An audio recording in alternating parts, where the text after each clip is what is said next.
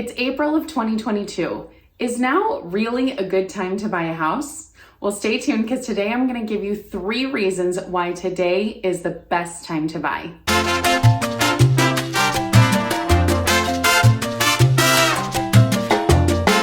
Hey everyone, Brittany with Brittany Hannon Real Estate. I am a real estate agent, coach, and investor. And today we're talking about if you should buy a house right now. I'm going to give you 3 reasons and keep watching till the end because I'm going to give you one bonus reason that might be the most important. I've heard all the objections. Interest rates have increased. It's still a seller's market. I'm going to have to offer over asking price. All of these things are true, so why would now be a good time to buy? Interest rates have risen and they will continue to rise. In case you're not tracking, interest rates have gone up over 1% in the last few months. In December, mortgage rates were hovering around 3.5%, and today they are over 5%. So here's the thing about interest rates. They're going to continue to go up. We know that. The Fed has promised us that. They're trying to hedge against inflation, and the way to do that is to increase interest rates. When all interest rates go up, so do mortgage interest rates. Even though interest rates are going up, it's still a reasonably low interest rate market. Why do I say that? Because we used to have interest rates that were 2% lower than they are right now. Well, here's the thing. Historically, interest rates have been in the teens before. So when we're talking about 16, 18%, 5% sounds pretty good. So we want you to get in while interest rates are still good. So why do we say that interest rates make such a big deal? It's because they do. Remember, for every 1% of interest rate increase, it's a 10% decrease in purchasing power. So if you were going to be able to buy a $500,000 home with a 10% decrease, that's $50,000. Now you're only going to be able to afford a $450,000 home.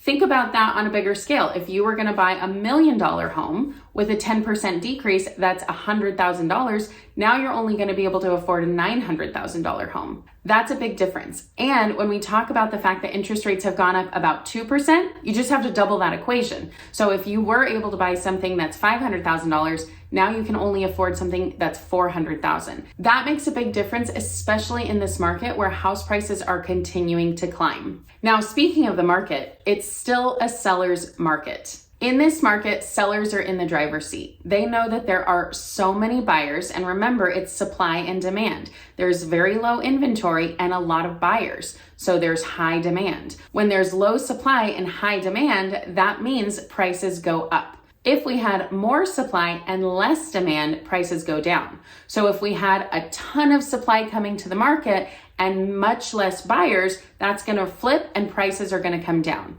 Now, we're not quite seeing that in the near future. What we're seeing is that there are going to be some more houses coming on the market in the spring because of so much volatility in the world with a war and stock prices going crazy and interest rates going up. A lot of people are opting to stay put. So where we would see a ton of people coming to the market in the spring and summer, we're really not seeing as much as what we would see in the past. Now, we're still going to see more than what we had in the winter because that is traditionally the case. Come springtime, people want to sell, but we're not going to see as many people as we've seen in the past. So that means there's still going to be a low supply. And because buyers are going to want to take advantage of those low interest rates, we're still going to see a high demand, which is going to make those prices continue to go up. So if that's the case, that it's a seller's market and the sellers are in the driver's seat, why am I telling you that now is a good time to buy? Well, here's the thing. You can't time the market. If you could time the market, you would have bought in 2020 where everybody thought it was the top of the market and there was a bubble and there was a crash coming and all of that. The key point here is everybody always thinks there's a crash coming. Somebody somewhere is always going to tell you that there is a crash coming.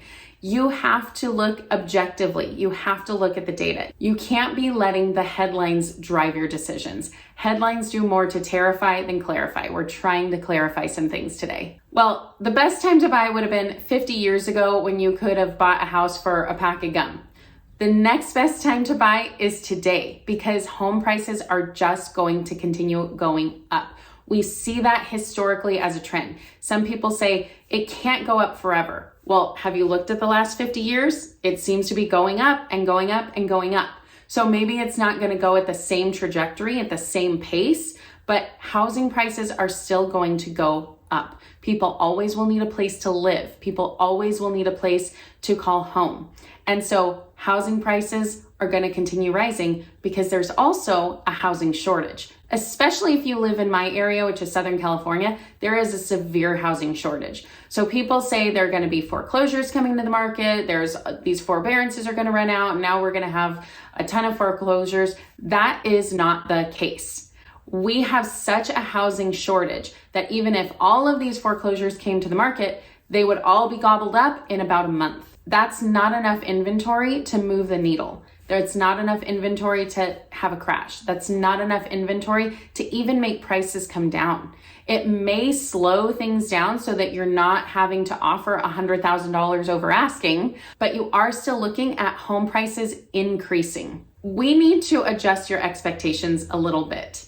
This market is different. You will probably be putting multiple offers down on properties. Now, there are those times and there are those clients when they walk into the first property they see, they say, I want to put an offer, and their offer gets accepted. But those are few and far between. What you need to understand is you're probably going to be offering over asking. You're going to need to move fast, but none of these things are deal breakers, because if it's still a good deal for you, it's going to be a good deal in the long run. So now, if you know you need to offer over asking, maybe you need to look in a lower price point so that you have the funds to be able to offer a more competitive offer and get that offer accepted. If you are looking in the $1 million price range, but that's the top of your budget, you may want to look in the $850 price range and buy something that maybe is a little bit of a fixer-upper and you can pour a little bit of money into, and then you're able to have money to be able to be competitive with an offer, and then you're going to be able to fix it up to be exactly what you want it to be. So here's the deal. Home prices have only dropped significantly one time in the last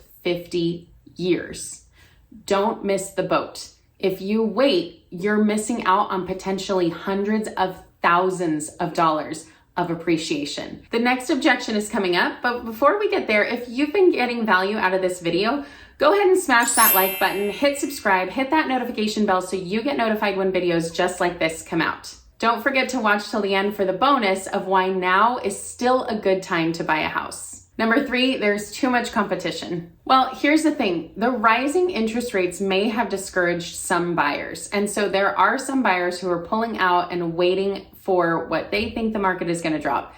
I don't recommend that, but there are also some buyers who now need to look in a different price point, just like what we talked about.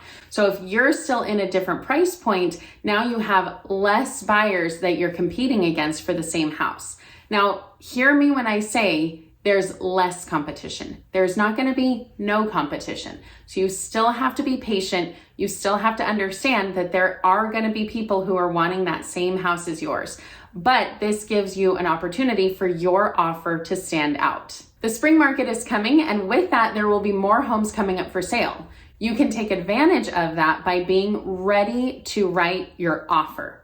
Now, the way to do that is to get pre-qualified first with a lender. You're gonna have to do a little bit of legwork to get all of your finances together, all of your W-2s, everything that the lender's asking you for to be able to get pre-qualified for that home. But as soon as you have that, you'll be ready to go. And that's what you need to do to be able to stand out in this market. You need to make an offer quickly. As soon as you see something you like, you need to be ready to make an offer. So now is not the time to look at homes and then try and talk with a lender. No.